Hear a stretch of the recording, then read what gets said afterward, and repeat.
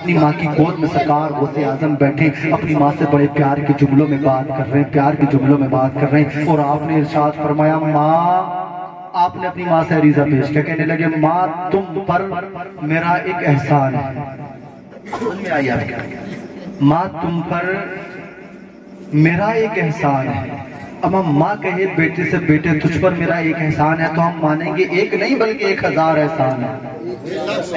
1000 احسان ہے۔ مگر کوئی بیٹا کہے ماں سے ماں تجھ پر میرا احسان ہے، ماں حیرت میں پڑ گئی، کہنے لگی میرے عبدالقادر ذرا یہ تو بتا تیرا احسان کیا ہے، ذرا یہ تو بتا تیرا احسان کیا ہے۔ تو سرکار عبدالقادر نے ارشاد فرمایا ماں ایک وقت تھا میں تمہارے شکم کے اندر موجود تھا، میں تمہارے پیٹ کے اندر موجود تھا، ایک مانگنے والا بھکاری یعنی ایک مانگنے والا فقیر کے لباس میں ایک ایسا ڈاکو آیا تھا ماں، اور جب تو اسے پردے کی آڑ سے بھیک دینے گئی تھی تو اپنے گھر کے اندر کوئی موجود نہیں تھا، اور وہ اسی چیز کو دیکھ کر اپنے گھر میں آ گیا تھا، وہ تیری عزت پہ ہاتھ ڈالنا چاہتا تھا، وہ تمہارے گھر سے مال لینا چاہتا تھا۔ اسی وقت میں ایک شیر آیا تھا جس شیر نے آ کر کے اس ڈاکو کو چیر پھاڑ کر کے ختم کر دیا تھا، اس کو نیست و نابود کر دیا تھا، مٹی سے ملا دیا تھا۔ قسم خدا کی جب اتنی بات ماں نے سنی نا، ماں نے تو کہنے لگی میرے لال یہ تو بات جب کی ہے جب تو پیدا بھی نہیں ہوا تھا، یہ تو بات جب کی ہے جب تو پیدا بھی نہیں ہوا تھا، اور اس بات کو میں نے کسی سے بتایا تک کا نہیں تھا،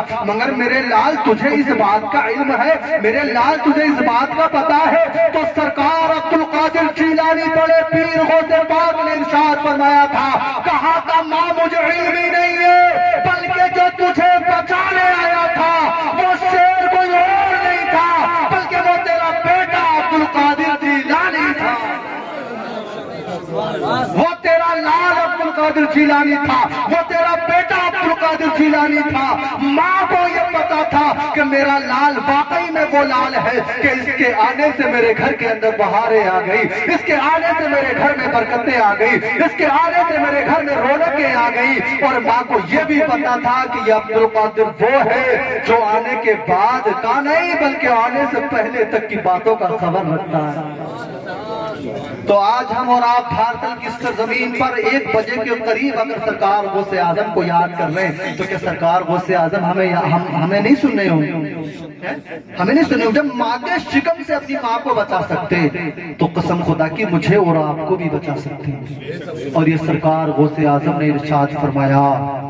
کہ میرا مرید کسی پریشانی کے وقت میں اگر مجھے پکارے تو اس کی فوراً مدد ہوا کرتی ہے،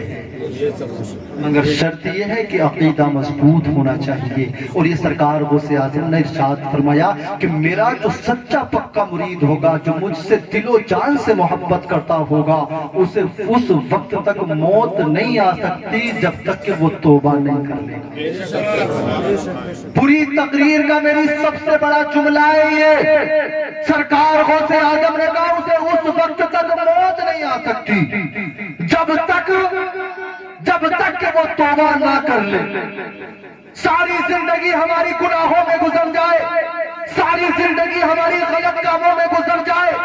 اور اگر موت کے وقت ایمان نصیب ہو جائے تو ساری محنت وصول ہو جایا کرتی ہے، اور ساری زندگی پرہیزگاری میں گزری اور موت کے وقت اگر ایمان چھین لیا گیا تو قسم خدا کی ساری نمازیں بیکار ہو جائیں گی، ساری عبادتیں بیکار ہو جائیں گی۔ اس لیے جب بھی آپ دعا کیا کرو تو اپنی دعا میں یہ بھی شامل کر لیا کرو کہ پروردگار مرنے سے پہلے توبہ کی دولت سے ضرور مالا مال کر دے۔